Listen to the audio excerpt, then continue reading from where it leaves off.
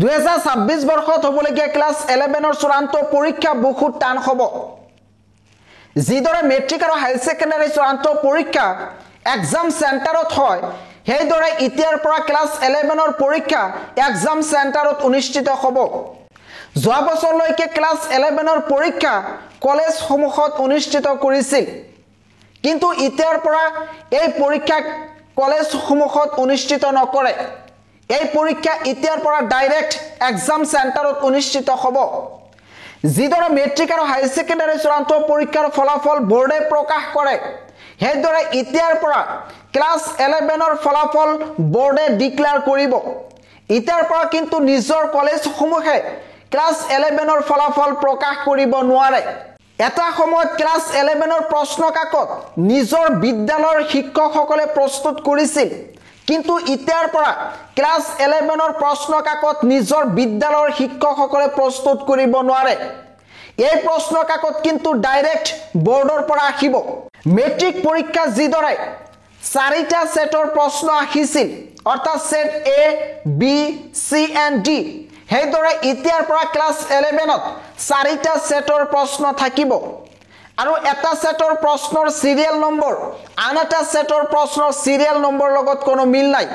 গতিকে সাৱধান ইতিয়াৰ পৰা কিন্তু ক্লাছ 11ৰ পৰীক্ষা বহুত টান হ'বলৈ গৈ আছে যোৱা বছৰলৈকে ক্লাছ 11ত উত্তীৰ্ণ হ'বলৈ হলে মিনিমাম ক্ৰাইটেৰিয়া আছিল 30% অৰ্থাৎ 30% পালে ছাত্ৰগৰাকীয়ে উত্তীৰ্ণ হ'ব পাৰিছে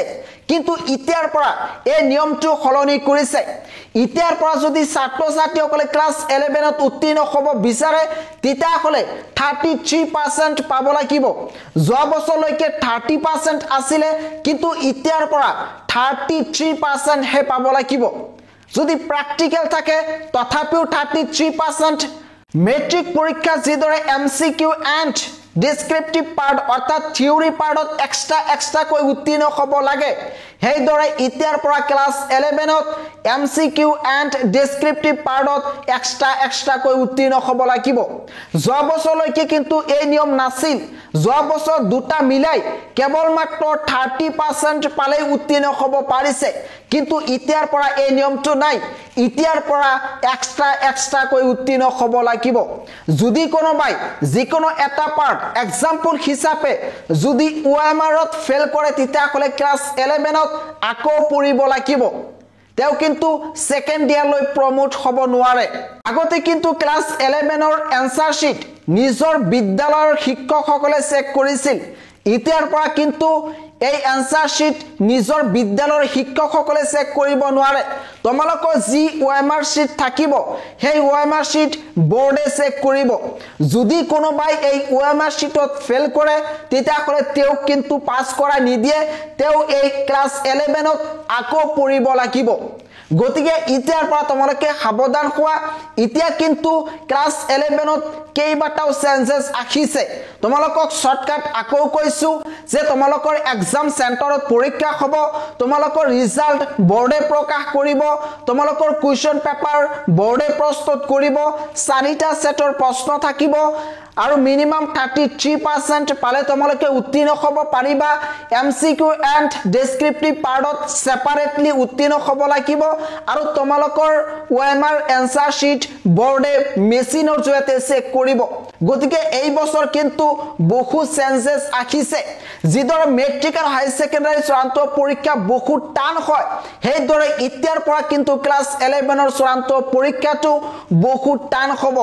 আৰু ধাৰণা কৰা হৈছে যদি এনেকুৱা হয় তেতিয়াহ'লে বহু সংখ্যক ছাত্ৰ-ছাত্ৰীয়ে মেট্ৰিক আৰু হাই সেকেন্ডাৰী চূড়ান্ত পৰীক্ষা নিচিনাকৈ ক্লাছ 11ত ফেল কৰিব পাৰে বহুতে ভাবি থাকে যে ক্লাছ 11 মানে হৈছে ৰেষ্ট ইয়াৰ অৰ্থাৎ তেওঁলোকে কয় ফাৰ্ষ্ট ইয়াৰ মানে হৈছে ৰেষ্ট ইয়াৰ কিন্তু ইতিয়াৰ পৰা এইটো নাই ইতিয়াৰ পৰা হৈছে First year is the most important year or first year is the crucial year. গতিকে এই বছৰ তোমালোকে সাৱধান হোৱা এই বছৰ কিন্তু পঢ়িব লাগিব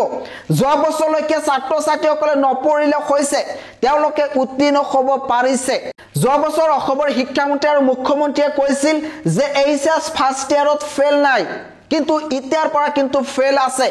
গতিকে এতিয়া তোমালোকৰ হাতত সময় আছে এতিয়া তোমালোকে প্ৰিপাৰেচন ষ্টাৰ্ট কৰি দিয়া এতিয়া নিজৰ ষ্টাডি কন্টিনিউ কৰা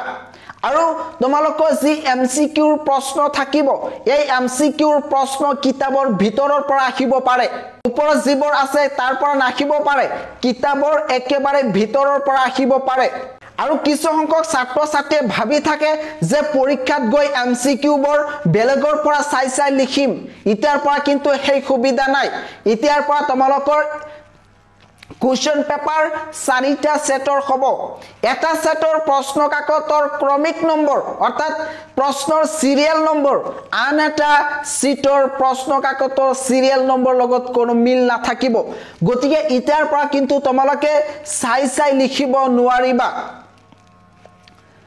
ক্লাস 11 পৰীক্ষাৰ বিষয় তোমালোকে একমাত্ৰ এইটো চেনেল জৰিয়তে প্ৰতিটো মুহূৰ্তৰ খবৰ পাবা গতিকে পলম কিয় ইতিয়াই তোমালোকে এই চেনেলটো সাবস্ক্ৰাইব কৰি থৈ দিয়া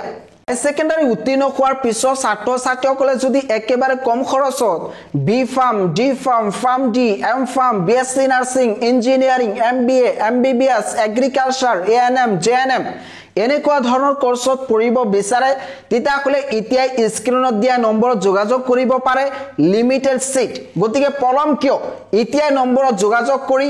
ভাল এখন ইউনিভাৰ্সিটি নাইবা কলেজত এডমিশন লওক